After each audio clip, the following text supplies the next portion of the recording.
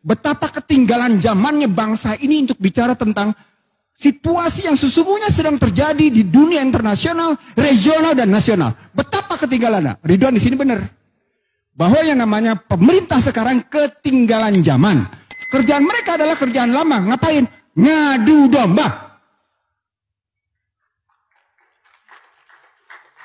Pertanyaan berikutnya. Kalau kita sadar mereka ngadu domba, kekuatan apa yang kita punya agar mereka tidak ngadu domba? Bapak sekalian, maaf, secara legal ada dua pernyataan yang mengganggu bagi saya.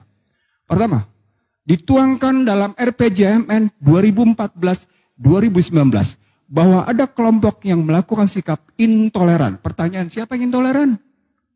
Kenapa dituang dalam RPJMN? Kenapa dituang dalam RPJMN bahwa ada kelompok intoleran? Yang kedua, yang ketiga. Sekarang, kita ambil RPJMN 2024. Ada kelompok yang dinyatakan selalu berpikir tentang kegaduhan.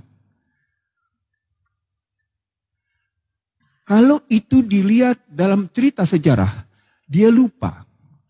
TNI ketika mempertahankan negeri ini, kerjasamanya adalah dengan umat Islam. Sama seperti ketika tahun 99, Baratlah yang menyatakan cuma tinggal dua kekuatan yang masih bisa mempertahankan Indonesia. TNI dan Islam. Setelah TNI, balik ini maaf ya karena ini omongan saya dengan beberapa tokoh jenderal sampai akhirnya di tempat bawah saya menggugat tentang Sabta Marga.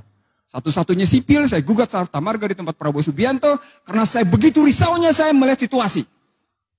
Kemarahan saya sebagai satu-satunya sipil di hadapan para jenderal itu yang mengatakan, kemana para tentara itu yang kemudian malah sibuk dengan kekuatannya sendiri.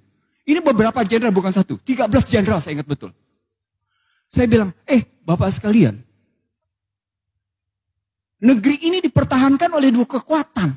Kekuatan Islam, para ulama, dengan kekuatan TNI. Bahkan sampai dengan 99. Lalu ketika masuk ke dalam situasi sekarang, di mana Islam diobok-obok, TNI dikacaukan dengan cerita menurunkan baliho. Kok mau TNI nurunin jabatannya? TNI telah diturunkan jabatannya sedemikian rupa dari peta mempertahankan keamanan sampai akhirnya ikut bicara tentang ketentraman. Kok turun perannya? Bukankah itu menurunkan kelembagaan? Bapak sekalian, saya naikin sedikit. Maaf, saya naikin sedikit. Kita punya Unhan. Di mana posisi Unhan melakukan kajian-kajian strategis bahwa yang sedang terjadi adalah pemecah belahan. Maaf, telinga saya nggak dengar sama sekali. Saya sama sekali tidak mendengar Unhan, baik yang ada di Ponorogo maupun yang ada di Sentul, itu membahas tentang bagaimana perdamaian Indonesia. Dia sibuk bicara tentang perdamaian internasional, tapi dia tidak pernah sibuk perdamaian Indonesia. Itu yang namanya Unhan itu. Ini saya kritik karena beberapa profesornya saya tahu kerjaannya ngapain. Maaf, terus terang ada kemarahan dalam dada saya, begitu melihat situasi yang sedang sekarang terjadi. Nah, Bapak sekalian sebagai penutup. Kita tidak akan bisa mendekat dengan damai, sejuk, tentram, dan aman. Selama sumber daya alam, produksi, distribusi, dan keuangan tidak sungguh-sungguh tunduk pada konstitusi.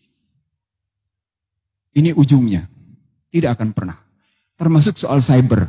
Saya belajar sedikit cyber dari sahabat saya, Profesor Marsudi. Ini suaminya Bu Retno. Saya harus umumkan. Ini suaminya Bu Retno. Jadi nggak apa-apa, tapi saya tahu persis cara berpikir dia objektif. Cara berpikir sahabat saya satu ini objektif. Jadi kalau kita berpikir sampai sejauh itu, maka sesungguhnya yang disebut dengan proxy and neocortex war, dia berarti ibarat orang bodoh. Ibarat orang bodoh masuk ke kancah peperangan. Dia punya senjata paling konvensional sampai dengan senjata paling mutakhir. Itulah neocortex war dan proxy war. Untuk orang tertentu dia pakai senjata paling konvensional. Untuk orang-orang tertentu dia pakai senjata paling mutakhir. Bapak sekalian, saya tidak bicara di tempat ini. Saya bicara di lembaga penegak hukum. Joko Widodo sukses mengamankan dirinya lewat COVID-19. Itu saya sampaikan bulan Januari 2020. Dan ternyata dilakukan. Apa artinya? Artinya sesungguhnya dia mengidap kegagalan.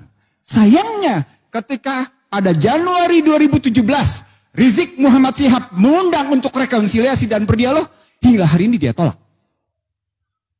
Saya tidak tahu apakah itu yang namanya Joko Widodo yang menolak atau timnya, saya tidak tahu.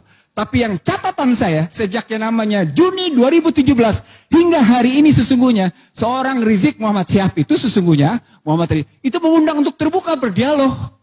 Dalam dialog saya misalnya dengan Rizik misalnya, di Mekah. Ayo kita dialog untuk rekonsiliasi.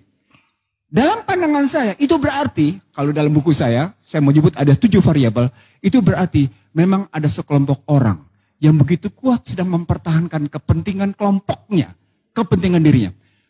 Saya jawab Bapak sekalian, apa itu? Ternyata secara akademik saya berhasil membuktikan, Undang-Undang HIP tidak variabel tunggal.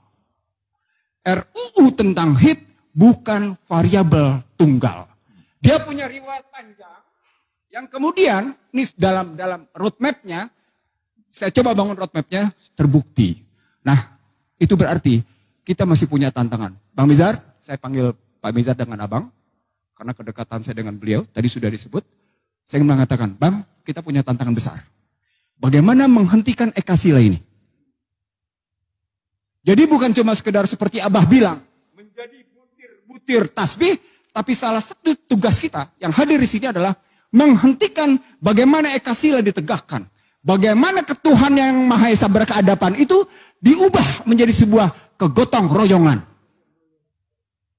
Kita punya tantangan konkret. Dan saya yakin kita mau menjawabnya. Karena kita tidak mau diperbudak oleh kekuatan materi belakang. Terima kasih. Assalamualaikum warahmatullahi wabarakatuh.